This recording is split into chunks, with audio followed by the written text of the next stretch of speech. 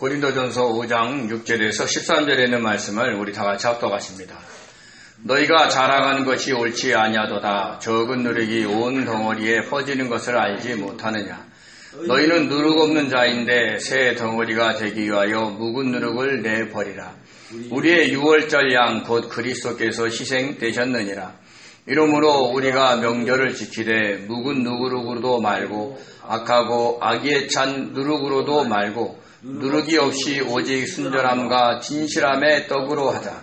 내가 너희에게 쓴 편지에 음행하는 자들을 사귀지 말라 하였거니와 이 말은 이 세상에 음행하는 자들이나 탐하는 자들이나 속여 빼앗는 자들이나 우상 숭배하는 자들을 도무지 사귀지 말라 하는 것이 아니니 만일 그리하려면 너희가 세상 밖으로 나가야 할 것이라. 이제 내가 너희에게 쓴 것은 만일 어떤 형제라 일컫는 자가 음행하거나 탐욕을 부리거나 우상 숭배를 하거나 모욕하거나 술 취하거나 속여 빼앗거든 사귀지도 말고 그런 자와는 함께 먹지도 말라 함이라. 밖에 있는 사람들을 판단하는 것이랴 내가 무슨 상관이 있으리오마는 교회 안에 있는 사람들이야 너희가 판단하지 아니하랴. 밖에 있는 사람들은 하나님이 심판하시려니와 이 악한 사람은 너희 중에서 내쫓으라. 아멘. 기도합니다. 은혜로우신 하나님 감사합니다. 주님께서 귀한 날을 허락하셔서 하나님의 복음을 선포하게 하심에 감사드립니다. 말씀이 선포될 때에 우리의 심령을 새롭게 하시고 모든 어둠의 세력이 물러갈 수 있도록 축복하시옵소서. 함께 하신 걸 믿고 감사하며 예수님의 이름으로 기도드립니다. 아멘. 우리 기독교를 향해 믿음의 종교다, 부활의 종교다, 사랑의 종교다라고 여러 가지로 표현하고 있습니다. 세상 사람들 속에는 아마 사랑의 종교라는 인식이 더 강할 것입니다. 주님께서도 새로운 계명으로 우리에게 당부하는 것이 서로 사랑하라는 것이었으니까요. 그런데 기독교의 사랑은 세상 사람들이 알고 있는 그런 사랑에 머물러 있지 않습니다. 무조건 이해하고 받아들이면서 사랑하는 것이 아닙니다. 잘못된 것을 알았을 때 주님께서 허락하는 시간과 상황 속에서 권면하기도 해야 합니다. 왜냐하면 세상 사람들이 이해하는 사랑은 이 세상으로 끝이 나지만 기독교의 사랑은 천국까지 이어지는 상대방의 영혼 구원에 초점을 맞추고 있기 때문입니다. 지금 품고 이해하고 받아들임으로 그 사람이 믿음을 잃지 않고 천국에 갈 것 같으면 그렇게 해야 합니다. 그런데 지금 품고 이해하고 받아들임으로 그 사람이 믿음을 무시하거나 잊어버려 지옥에 갈 것 같으면 강력하게 권면을 해야 하는 것입니다. 기독교의 믿음의 결국은 곧 영혼 구원에 있기 때문입니다. 주님을 믿는다고 하는데 영혼 구원을 받지 못할 것 같이 말하고 행동한다면 권면하고 책망해서라도 고치도록 해야 합니다. 그 사람이 구원을 받지 못하는데 이 세상에서 서로 사랑한들 그것이 무슨 소용이 있겠습니까? 남을 구제해도 영혼 구원에 초점을 맞춰야 하고 일상의 삶을 살아갈 때에도 다른 사람과의 영혼 구원에 초점을 맞추면서 살아가야 합니다. 우리의 친절이, 우리의 고운 말이, 우리의 성실함이 누군가의 영혼에 감동을 주어 주님을 믿게 한다면 그보다 더 기쁜 일이 어디 있겠습니까? 사도 바울이 고린도전서 5장에서 고린도 교인들에게 권면하는 내용이 이런 것입니다. 고린도 교인들은 자신들이 사랑이 많은 것처럼 이해심이 넓은 것처럼 또 그런 자신을 자랑스럽게 여기면서 아버지의 아내와 음행하고 있고 지금도 함께 살고 있는 형제를 징계하지 않았습니다. 이런 음행은 이방인 사이에서도 꺼리는 것이나 거의 없는 일이었습니다. 어떻게 아버지의 첩과 함께 살아갈 수 있겠습니까? 더군다나 그런 생활을 하면서 교회에 나와 어떻게 전능하신 하나님을 찬양하며 예배를 드릴 수가 있겠습니까? 그러나 성도들의 잘못된 영적 교만으로 인해 그 형제가 계속 교회에 나왔고 그것을 불편하게 생각한 누군가가 사도 바울에게 그 사실을 전하는 것입니다. 어떤 분은 이렇게 얘기할 겁니다. 나도 죄인인데 내가 어떻게 저 사람을 권면할 수 있겠습니까? 라고 말이죠. 그러나 그것은 겸손을 가장한 무책임한 행동이고 또 다른 형태의 영적 교만일 수가 있습니다. 나는 이렇게 교만해 라는 자기 만족과 칭찬 속에 영적 교만의 자리에 앉을 수도 있다는 것입니다. 그렇지만 사도 바울의 태도는 달랐습니다. 그 형제의 행동이 잘못되어야 하는 것을 분명히 말하면서 그것을 지적하지 않고 권면하지 않는 고린도 교인들을 책망했습니다. 그러면서 너희들은 이 문제를 의논하기 위해 주 예수의 이름으로 모이라고 하면서 자신도 마음으로 함께 할 것이라고 했습니다. 그리고 주 예수의 능력으로 그 형제를 사탄에게 내어주라고 했습니다. 왜냐하면 그 사람의 육신은 멸망당할지 몰라도 영은 주 예수의 날에 구원을 받기에 하기 위함이었습니다. 이렇게 성도들은 권면과 책망을 해도 그 사람의 영혼 구원에 초점을 맞춰야 합니다.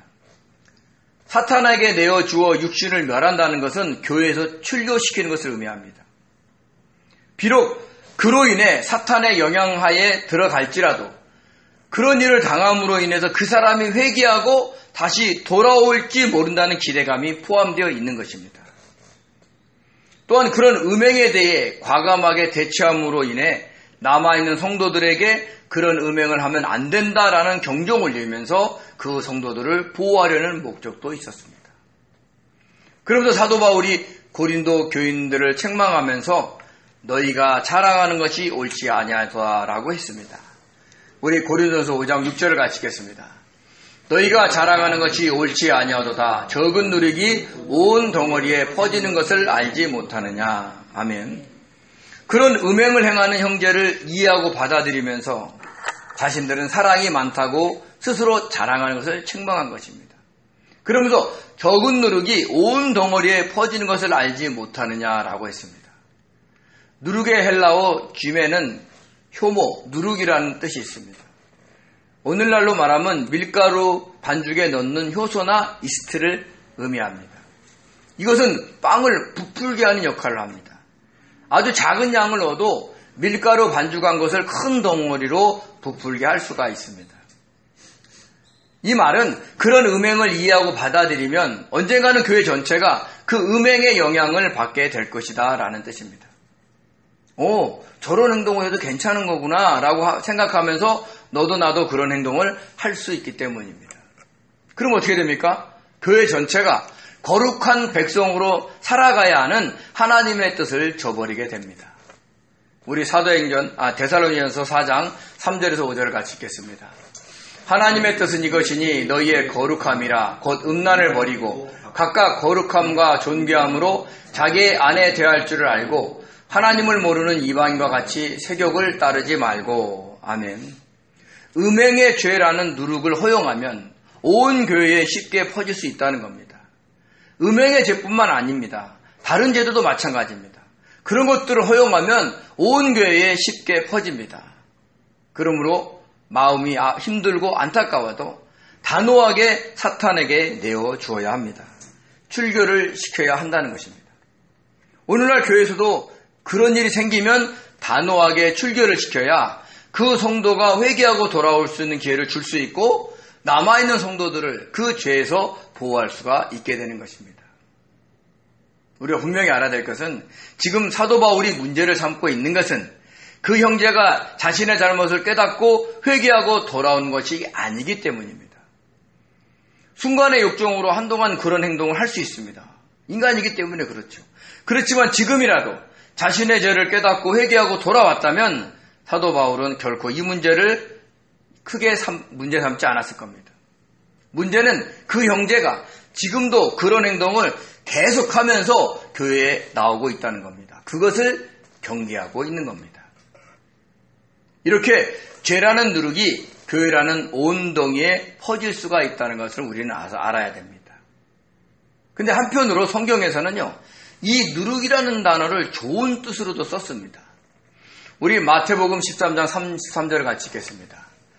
또 비유로 말씀하시되 천국은 마치 여자가 가루 소말 속에 갖다 넣어 전부 부풀게 한 누룩과 같으니라. 아멘.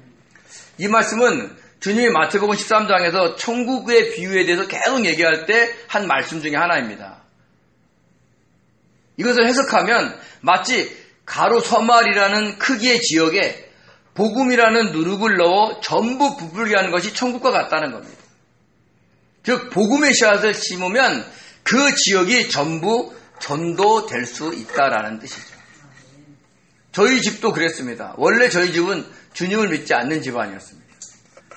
그래 누군가가 먼저 믿게 되었고 지금은 전부 믿는 가정이 되었습니다. 시간이 걸려서 그렇지 복음은 그렇게 확산되어 전파되는 겁니다. 이렇게 성경에서는 같은 단어인데 어떨 때는 좋은 의미로 어떨 때는 나쁜 의미로 쓰이기도 합니다. 대표적인 예가 또 있습니다. 바로 사자라는 단어도 마찬가지입니다. 우리 요한계시록 12장 7절에서 8절을 같이 읽겠습니다. 하늘에 전쟁이 있으니 미가엘과 그의 사자들이 용과 더불어 싸울세 용과 그의 사자들도 싸우나 이기지 못하여 다시 하늘에서 그들이 있을 곳을 얻지 못한지라. 아멘. 사자의 헬라어 앙겔로스는 천사, 메시지를 가져오는 자, 사자라는 뜻이 있습니다. 그런데 이 말씀은 미가엘 천사장에게도 천사들이 있었고 사탄을 표시하는 용에게도 천사들이 있었다는 겁니다. 즉 천사도 선한 천사와 악한 천사로 같은 단어이지만 다른 의미로 쓰인다는 것입니다. 그래서 이렇게 성경에는 이런 단어들이 많습니다. 그러므로 천사를 항상 좋은 천사로만 해석하면 잘못된 해석을 할 수 있다는 것입니다. 특히 이단들이 자신들의 교리가 참 진리라는 것으로 속이려고 할 때 이런 식으로 해설합니다. 그러니까 씨앗은 복음이다. 항상 그렇게 해석함으로 인해서 자기들의 교리를 정당화하는 경우가 많습니다. 그래서 자신들이 어떤 한 단어를 자신들의 의도를 갖고 해석하는 것이죠. 그러니까 우리가 분명히 알아야 될 것은 어떤 단어를 해석할 때 앞뒤 문맥을 살펴봐야 하고 그 저자의 의도도 알아야 하는 겁니다. 이렇게 누룩은 죄도 되고 복음도 됩니다. 천사도 선한 천사도 되고 악한 천사도 될 수 있습니다. 이렇게 상반된 의미를 가지고 쓰였다는 것을 잊지 마시기 바랍니다. 그리고 또 여기서 사도 바울은 복음의 핵심 내용을 누룩으로 비유해서 설명을 했습니다. 우리가 예수 그리스도의 보혈로 죄사함을 받아 의롭게 되었다는 것을 누룩 없는 자가 되었다라고 표현을 했기 때문입니다. 고린도전서 5장 7절에 있는 말씀을 같이 한번 읽겠습니다. 너희는 누룩 없는 자인데 새 덩어리가 되기 위하여 묵은 누룩을 내어버리라. 우리의 유월절 양 곧 그리스도께서 희생되셨느니라. 아멘. 이게 복음이에요. 이 말은. 여기서 누룩 없는 자의 헬라어가 현재 능동태로 쓰였습니다. 그러니까 지금도 계속해서 누룩 없는 자가 될 수 있다라는 것입니다. 왜요? 우리의 유월절 양 그리스도 예수께서 희생되셨기 때문입니다. 이스라엘에게 있어서 유월절은 큰 의미를 갖고 있습니다. 애굽의 노예 생활에서 해방되는 날이었기 때문입니다. 당시 애굽의 바로는 이스라엘 백성들을 놓아주려고 하지 않았습니다. 그래서 하나님께서 10가지 재앙을 내리셨는데 그 마지막 재앙이 바로 장자의 죽음이었습니다. 애굽에 사는 모든 집의 장자와 가축의 첫 새끼가 죽는 것입니다. 그러나 하나님은 이스라엘 백성들에게 어린 양을 잡아 그 피를 좌우 문설주와 임방에 바르라고 하셨습니다. 그러면 죽음의 사자가 그 피를 보고 그 문으로 들어가 장자를 죽이지 않고 지나갈 것이다 라고 했습니다. 그리고 실제로 그런 일이 일어났습니다. 그렇게 죽음의 사자가 지나간다, 넘어간다라는 뜻으로 너물유, 너물월이라는 한자를 써서 우리가 그것을 유월절이라고 번역을 하는 겁니다. 그리고 유월절부터 일주일간 누룩을 넣지 않는 무교병을 먹으면서 애굽에서 나온 것을 잊지 않고 기억하라고 하셨습니다. 그것이 무교절입니다. 그런데 사도 바울은 어린 양의 피가 죽음의 재앙에서 이스라엘 백성들을 구원한 것처럼 유월절 양이 되신 예수 그리스도의 피가 죽음의 재앙에서 우리를 구원하셨음을 강조한 것입니다.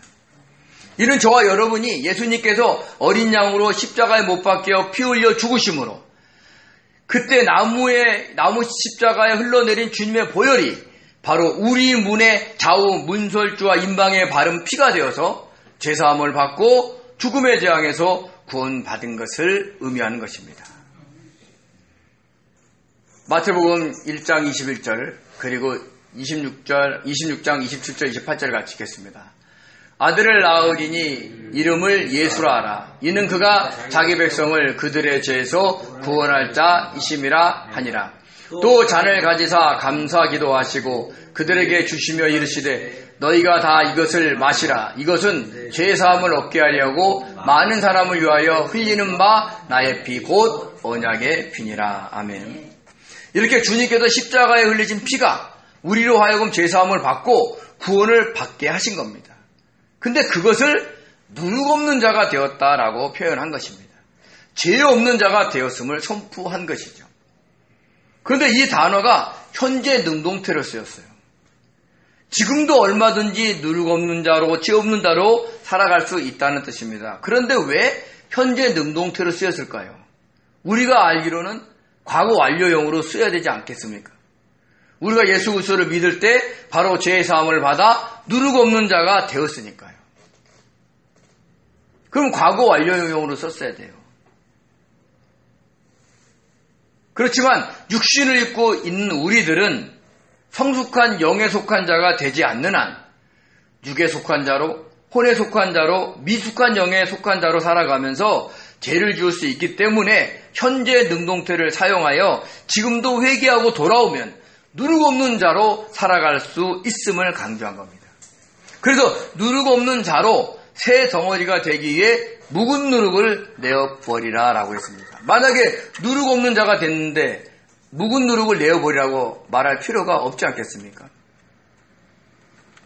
근데 여기서 새로운 덩어리가 되는 것도 현재 능동태로 쓰였습니다.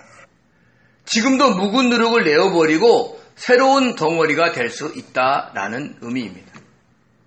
여기서 새로운 덩어리는 바로 우리의 속사람을 의미합니다. 묵은 누룩은 뭐예요? 죄로 물든 우리의 겉사람을 의미합니다. 자기를 사랑하고 자기의 뜻과 고집대로 살아가려는 묵은 누룩을 내어버리라는 겁니다.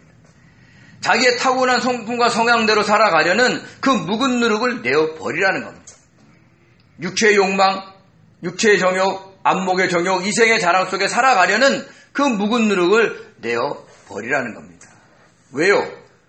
새로운 덩어리가 되었고 완성되어져 가야 하기 때문입니다. 고린도후서 5장 17절 그리고 4장 16절을 같이 읽겠습니다.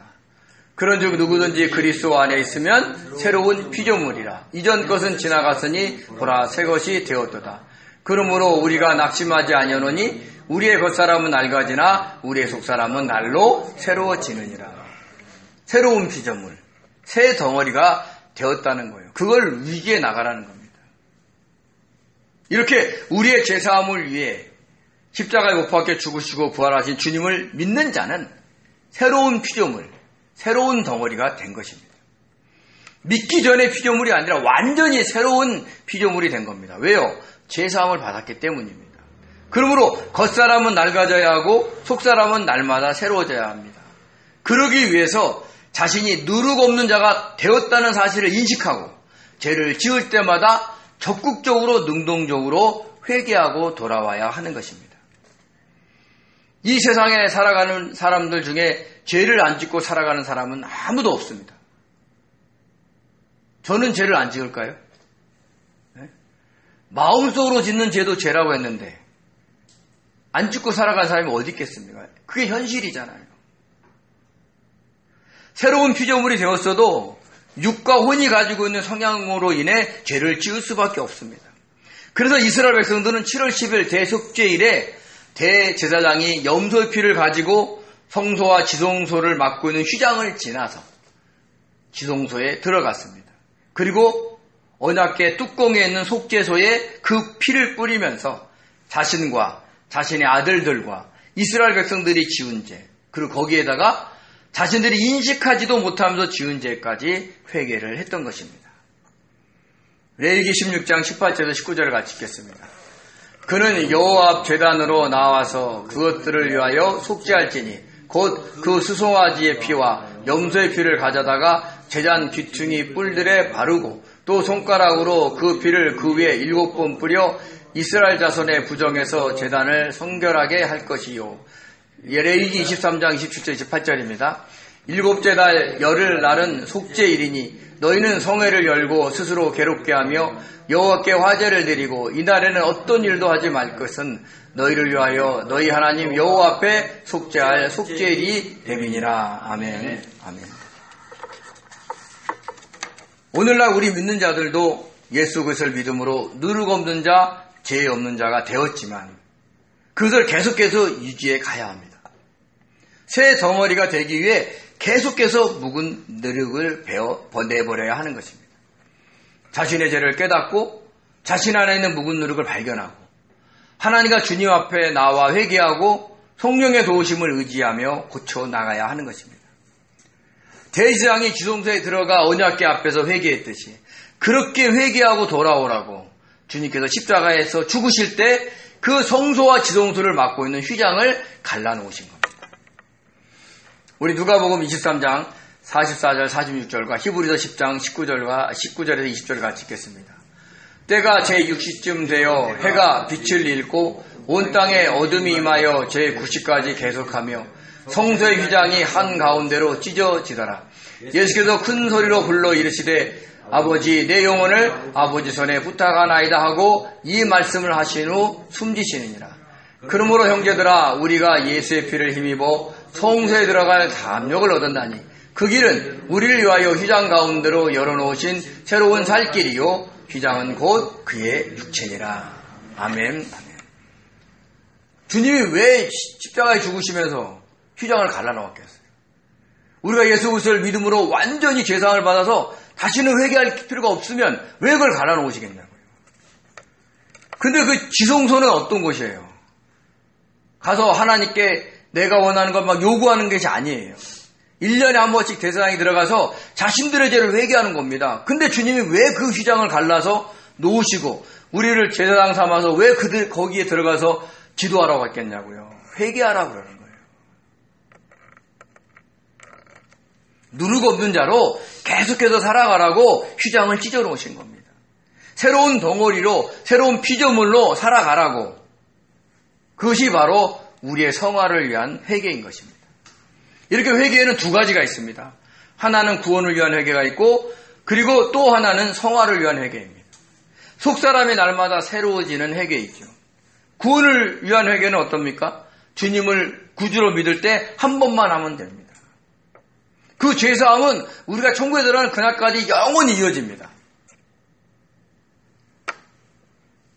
그렇지만 구원을 위한 회개는 그렇게 한 번만 하면 됐지만 우리의 영이 성장 성숙해가는 성화를 위한 회개는 계속해서 능동적으로 해나가야 하는 겁니다. 왜요?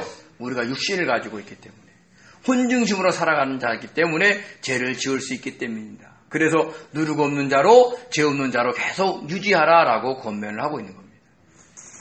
그러면서 유월절과 무교절이라는 명절을 누룩 없는 떡으로 지키라고 하면서 이 역시 현재 능동태로 사용을 했습니다. 우리 고린도서 5장 8절을 같이 읽겠습니다. 이러므로 우리가 명절을 지키되 묵은 누룩으로도 말고 악하고 악의에 찬 누룩으로도 말고 누룩이 없이 오직 순전함과 진실함의 떡으로 하자. 아멘.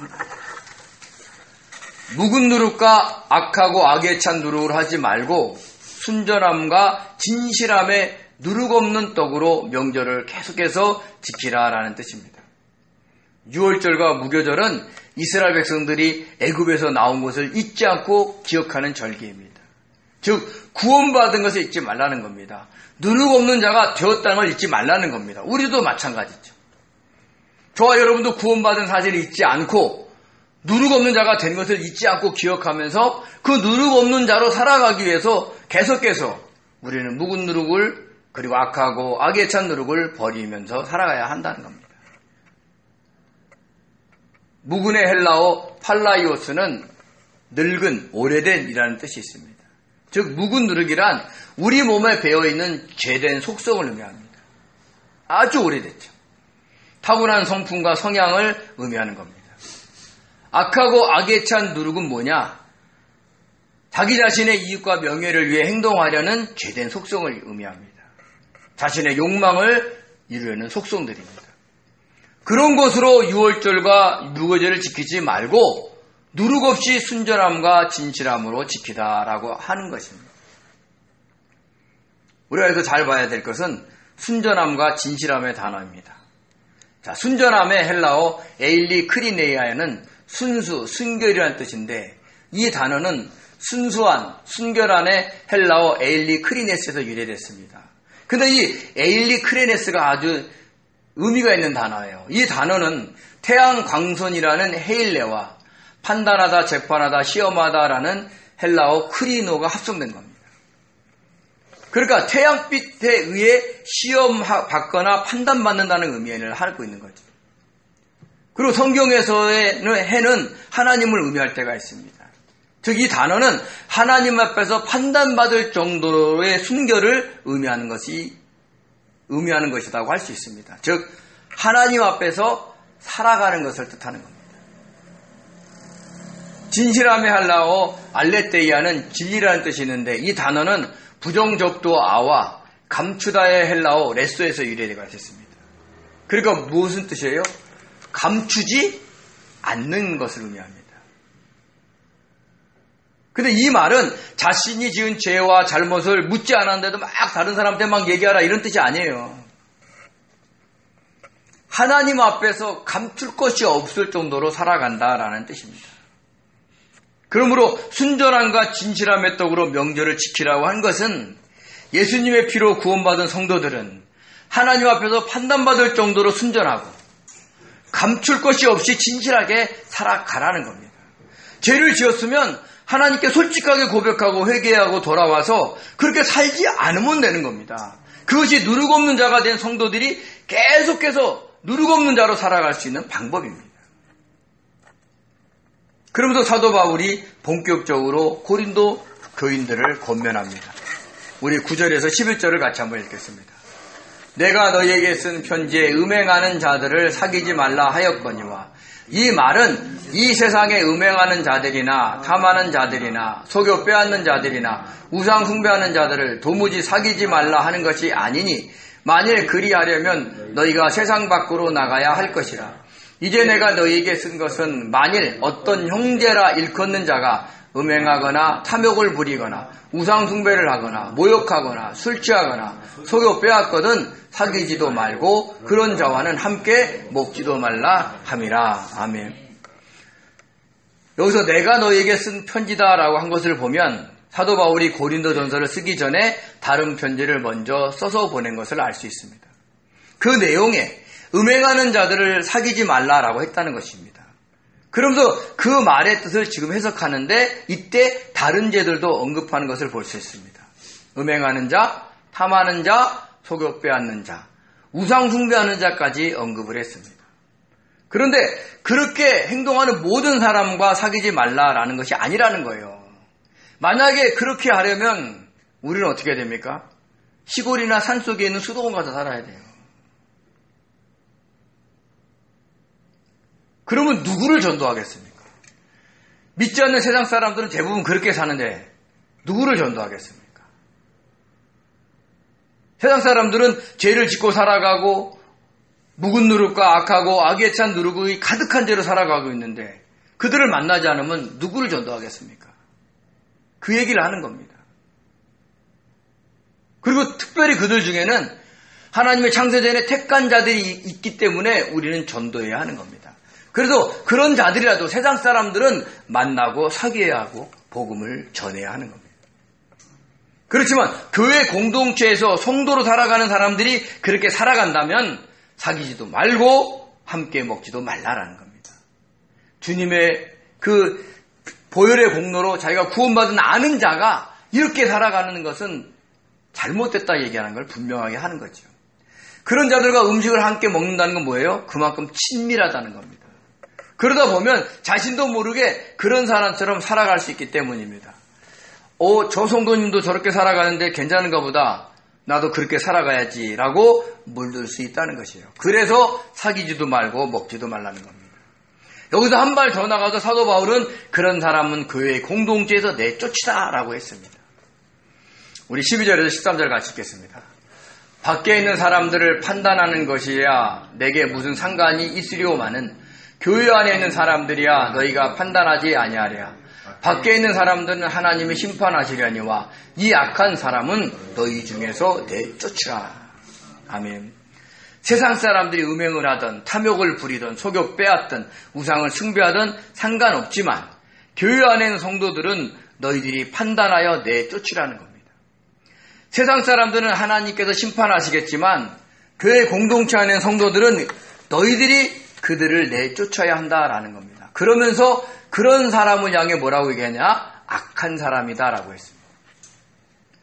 선한 하나님의 뜻대로 거룩하지 살지 않고 순간의 잘못으로 죄를 지었다 해도 다시 돌아와 회개하고 돌아오면 되는데 그것을 마치 자랑 삼아 살아가기 때문에 악한 사람이다라고 하는 거예요. 하나님이 싫어하는 걸 뻔히 알면서 그런 행동을 자랑스럽게 하기 때문에 악한 자다라고 얘기를 하는 겁니다. 이것은 하나님 앞에 죄를 짓는 것을 넘어서 교회 공동체에 악 영향을 끼치고 있는 것입니다. 그러므로 과감하게 내쫓아 사단에게 내어주라는 거예요. 그 과정에서 그가 회개하고 돌아올 수 있지 않겠느냐라는 주님의 사랑을 남겨둔 채로 말입니다. 이렇게 사도 바울은 7절에서 묵은 누룩을 내어버리라 라고 했고 13절에서는 이 악한 사람을 너희 중에서 내쫓으라 라고 했습니다. 내버리다의 헬라어 에카 다이로는 깨끗이 청소하다, 일소하다, 제거하다 라는 뜻이 있고 내쫓다의 헬라어 엑사이로는 못못에서 들어올리다, 쫓아내다 라는 뜻이 있습니다. 묵은 누룩은 우리 안에 있는 오래된 성품과 성향을 의미합니다. 타고난 성품과 성향들이죠. 그것들을 깨끗하게 청소하라 라는 뜻입니다. 어떻게 해요? 묵은 누룩을 내어버리면서. 그리고 교회 공동체에서는 성도이면서 악을 행하는 자는 그 공동체에서 들어올려서 내쫓으라는 거예요. 출교시키라는 뜻입니다.